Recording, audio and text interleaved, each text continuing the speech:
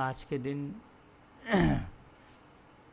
17वें अवतार जो है भगवान कृष्ण के 24 अवतारों में जो वर्णन हुआ है 24 अवतारों का भागवतम में, उसमें से 17वें अवतार कौन थे? शील व्यासदेव जी थे, है ना। व्यासदेव जी को क्या बताया गया है? लिटरेरी इनकारनेशन ऑफ कृष्णा, कि उन्होंने जो है शास्त्रों के रूप में जो है भगवान कृष्ण के ज्ञान की व्याख्या की। सत्यवती और पराशर मुनि के पुत्र थे और कलयुग के जीवों को, उनकी बुद्धि को समझते हुए उन्होंने शास्त्रों को जो है अलग अलग शाखाओं में और उप शाखाओं में जो है उन्होंने विभाजित किया ताकि इसको आसानी से समझा जा सके, क्योंकि कलयुग के जो जीव हैं वो इतने बुद्धिमान नहीं हैं। मंद सुमंद मतयो मंद भागी उपाधि, इसको समझते हुए व्यासदेव जी ने जो है कलयुग के जीवों के लिए जो है शास्त्रों को इस तरह से डिवाइड किया ताकि उनको आसानी से समझा जा सके। और आज ही के दिन को गुरु पूर्णिमा भी कहते हैं, व्यास पूर्णिमा या गुरु पूर्णिमा, क्योंकि जो गुरु हैं वो व्यास देव जी का प्रतिनिधित्व करते हैं। इसलिए व्यास आसन बोला जाता है, जिस पे बैठ के जब भागवत कथा की जाती है। व्यास आसन या व्यास गद्दी भी कई लोग बोलते हैं, क्योंकि जो व्यास आसन पे बैठा है वो यथारूप व्यास देव जी का जो मत है, व्यास देव जी की जो शिक्षा है, उसको वो यथारूप प्रस्तुत करे, इसलिए इसको व्यास आसन बोला जाता है। ये नहीं कि उसमें अपने मन धड़ंग शब्दों को या अपने ही सिद्धांतों को उसमें जोड़े, लेकिन जैसा व्यास देव जी ने शास्त्रों में हमें दिया उस प्रकार से जो है उसकी व्याख्या करे। इसलिए जो व्यास आसन पे बैठते हैं उनको कथा व्यास बोला जाता है। इस प्रकार से कथा करना जैसा कि व्यासदेव जी ने उनको शिक्षा दी। व्यासदेव जी का प्रतिनिधित्व करता है जो भी व्यास आसन पे बैठता है। प्रभुपाद जी पहले स्कंद भागवतम में ही व्यास आसन पे बैठने की अलग अलग योग्यताएं भी बताते हैं। इसलिए इसको व्यास पूजा कहते हैं या गुरु पूजा, गुरु पूर्णिमा कहते हैं। एक्चुअली में जो श्री गुरु का जो आविर्भाव है उसको व्यास पूजा कहा जाता है, लेकिन आज के दिन जिसको गुरु पूर्णिमा कहा जा रहा है, ये एक्चुअली में मायावादी लोग आज के दिन जो है वो गुरु पूजा या गुरु पूर्णिमा मनाते हैं। इसको ध्यान में रखते हुए इसलिए भक्ति सिद्धांत सरस्वती ठाकुर ने भी आज ही के दिन जो है अपना आविर्भाव मतलब मनाया व्यास पूर्णिमा के रूप में, ताकि लोग इसको समझें। और गुरु पूजा मतलब गुरु पूर्णिमा, श्री गुरु का जो आविर्भाव होता है उस दिन हम उनका जो है उनकी व्यास पूजा मनाते हैं या गुरु पूजा मनाते हैं, क्योंकि वो व्यास देव जी के प्रतिनिधि हैं। इसलिए उसको व्यास पूजा कहा जाता है गुरु पूर्णिमा को, जिस दिन उनका आविर्भाव होता है। जनरली आविर्भाव के दिन ही जो है श्री गुरु का पूजा करना चाहिए, गुरु पूजा। इसलिए प्रभुपाद जी का एक लेटर है जिसमें अपने एक शिष्य को उन्होंने लिखा है लॉस एंजलिस 1969 में, जिसमें प्रभुपाद जी लिख रहे हैं कि मैं बहुत ही प्रसन्न हूँ कि आपने जो है आज के दिन गुरु पूर्णिमा मनाई। ये ठीक है, but the Guru Purnima is generally performed by the Mayavadi sects. Prabhupada लिख रहे हैं जनरली गुरु पूर्णिमा जो है वो जनरली मायावादी लोग मनाते हैं। The idea of Guru Purnima is to offer gratitude to the spiritual master by the disciple once in a year.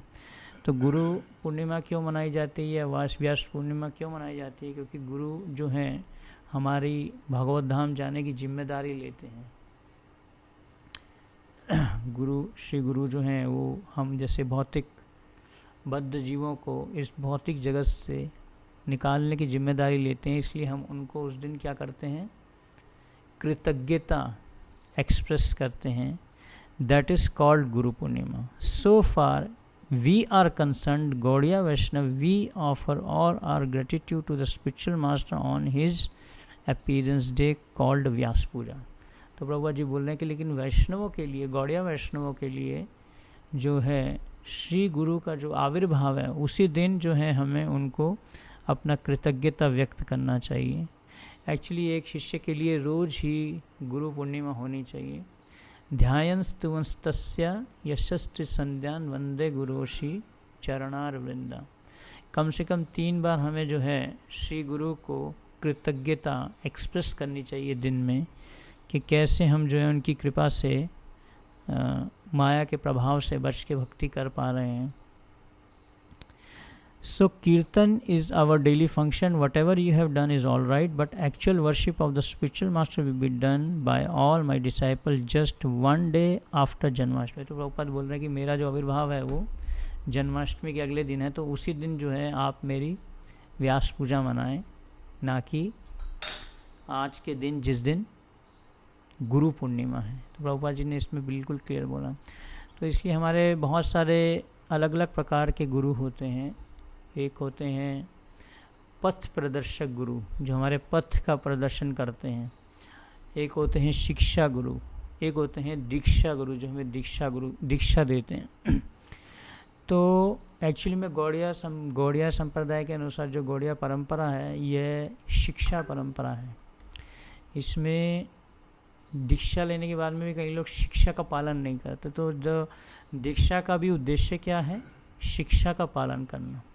शिक्षा के द्वारा हम कैसे श्री गुरु से अपना संबंध जोड़ते हैं, प्रभुपाद जी ने जो हमें शिक्षा दी है, अगर हम उसका सही तरीके से पालन करते हैं तो हम गुरु परंपरा से जुड़ सकते हैं. जो भी गुरु परंपरा में हमें शिक्षा दी गई है, लेकिन इसका मतलब ये नहीं है कि हमें गुरु लेने की आवश्यकता नहीं, क्योंकि गुरु, प्रभुपाद जी बोल रहे हैं कि दूसरे अध्याय के 7वें श्लोक भगवद गीता में बताते हैं कि who's want to accept a spiritual master because every moment there is the perplexity.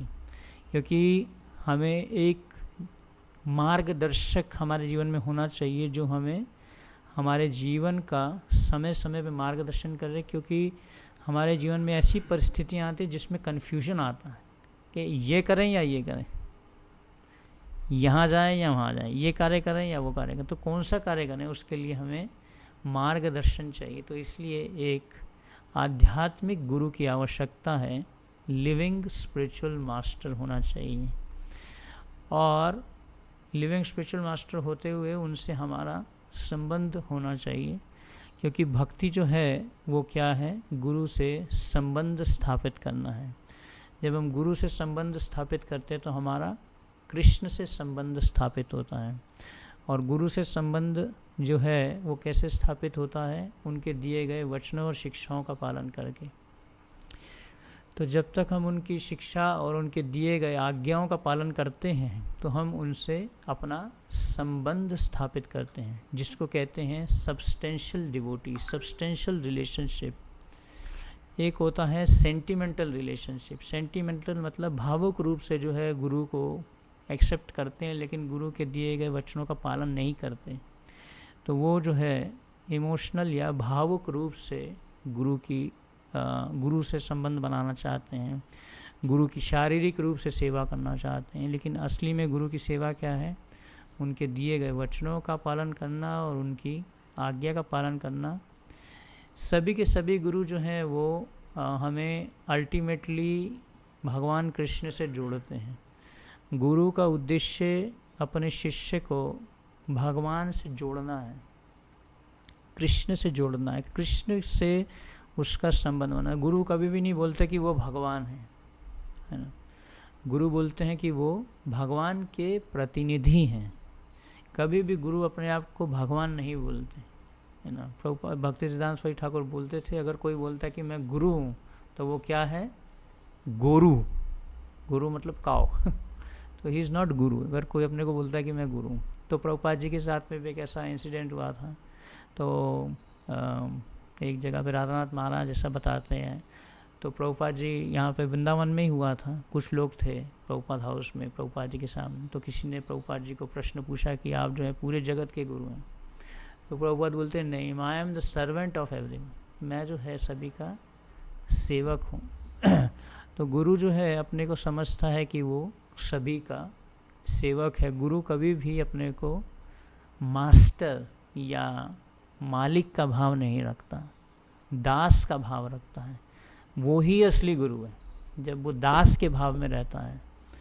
तो यही चैतन्य महाप्रभु की भी शिक्षा है, ना हम विप्रो नाचा नरपति, ना वैश्यो ना अपि शूद्रो, ना हम वर्णी नाचा गृहपति, ना वानस्तो यतिर्वा, किंतु प्रोद्यन निखिला परमानंद पूर्णामृताब्दे गोपी भरतु पद कमलो दास दास अनुदास। तो ना हम विप्रो नाचा नरपति, ना वैश्यो ना अपि शूद्रो, ना हम वर्णी नाचा गृहपति, ना वानस्तो यतिर्वा, ना ही मैं सन्यासी हूँ, ना ही मैं ब्रह्मचारी हूँ, ना ही मैं गृहस्थ हूँ, ना ही मैं जो जितनी भी उपाधियाँ हैं इन सब सर्व उपाधि विनिर्मुक्तम। तो अल्टीमेटली हमें ये साक्षात्कार आना चाहिए कि जब हम दासों के दासों के दासों के दास हैं तो ही हम एक गुरु कहलाने के योग्य हैं। तो इसलिए आज का दिन बहुत ही महत्वपूर्ण है। ब्रह्मांड भ्रमित कोनो भाग्यवान जीव, गुरु कृष्ण प्रसाद पाए भक्ति लता बीज। जो गुरु जो है वो हमें परंपरा में स्वीकार करना चाहिए, है ना। ऐसा नहीं कि किसी को भी अपना गुरु बना लें। आजकल तो लोग गूगल को भी अपना गुरु बनाते हैं, बोलते हैं गूगल गुरु, गूगल को भी अपना जो है धन्यवाद करते हैं, है ना। लेकिन जो गुरु है वो कैसे होना चाहिए, परंपरा में। एवं परंपरा प्राप्तम इमम राजऋषि विदु, है ना। इस दिव्य ज्ञान को, भगवद गीता के ज्ञान को अगर हमें प्राप्त करना है, सही तरीके से अपने जीवन में उसको पाना है, अपने हृदय में पाना है, दिव्य ज्ञान हृदय प्रकाशिता, तो हमें एक परंपरा में सही गुरु को ही एक्सेप्ट करना पड़ेगा, स्वीकार करना पड़ेगा। अगर वो गुरु परंपरा में नहीं है तो हम उस गुरु को नहीं स्वीकार करना चाहिए। सबसे पहले वो परंपरा में होना चाहिए। 4 प्रकार के संप्रदाय हैं, है ना। तो इन 4 संप्रदायों में ही जो है गुरु को एक्सेप्ट करना चाहिए। वैष्णव संप्रदाय में तो चैतन्य महाप्रभु से जब पूछा गया कि हु इज़ गुरु, जब पूछा गया कि गुरु कौन है, तो चैतन्य महाप्रभु ने बोला कि किबा विप्रा किबा न्यासी शूद्र के ने नौ है, जय कृष्ण तत्ववेता सही गुरु है ना। ऐसा नहीं है कि वो किबा विप्रा किबा न्यासी शूद्र के, कोई भी गुरु हो सकता है ना। लेकिन अल्टीमेटली उसको ये पता होना चाहिए कि जय कृष्ण तत्ववेता सही गुरु, he should know the science of Krishna. उसको जो है कृष्ण भावनामृत का विज्ञान पता होना चाहिए, और वो हमें कृष्ण भावनामृत का विज्ञान प्रदान करें, है ना। तो भगवद गीता में भगवान कृष्ण 4थे अध्याय में बताते हैं कि कृष्ण भावनामृत का विज्ञान क्या है। प्रभुपाद जी वहाँ पे purport words to word translation में लिखते हैं कि science of Krishna consciousness means science of relationship with Krishna. तो कृष्ण भावनामृत का विज्ञान सिखाना मतलब भगवान कृष्ण से हमारा जो भूला हुआ संबंध है। क्या संबंध है? हम भगवान के दास हैं और भगवान मेरे प्रभु हैं, भगवान मेरे मास्टर हैं। तो वो संबंध जो है जुड़ाना, यही गुरु का कार्य है। तो जो गुरु हमें कृष्ण से जोड़ता है वही गुरु है। जो कृष्ण से नहीं जोड़ता वो गुरु नहीं है। उसको हमें नहीं स्वीकार करना चाहिए। तो इसलिए आज के दिन व्यास पूर्णिमा या गुरु पूर्णिमा मनाया जाता है। जनरली मायावादी लोग मनाते हैं इसको, लेकिन हमारे लिए मोर जो है आविर्भाव, जो श्री गुरु का आविर्भाव होता है, उस दिन हम उनको धन्यवाद करते हैं। आइडली हमें रोज़ धन्यवाद करना चाहिए, और उस दिन एक बहुत ही उनके जो गुण हैं, श्री गुरु के जो गुण हैं, उन पर चर्चा होनी चाहिए, उनका गुणगान होना चाहिए, है ना। श्री गुरु करुणा सिंधु अधम जनारा बंधु लोकोनाथ लोके राजीवन। तो श्री गुरु जो है हम जैसे अधम जीवों का उद्धार करते हैं, और हमें भौतिक जगत से, जिसमें हम पुनरपि जननम पुनरपि मरणम में फंसे, उसमें से हमें निकालते हैं।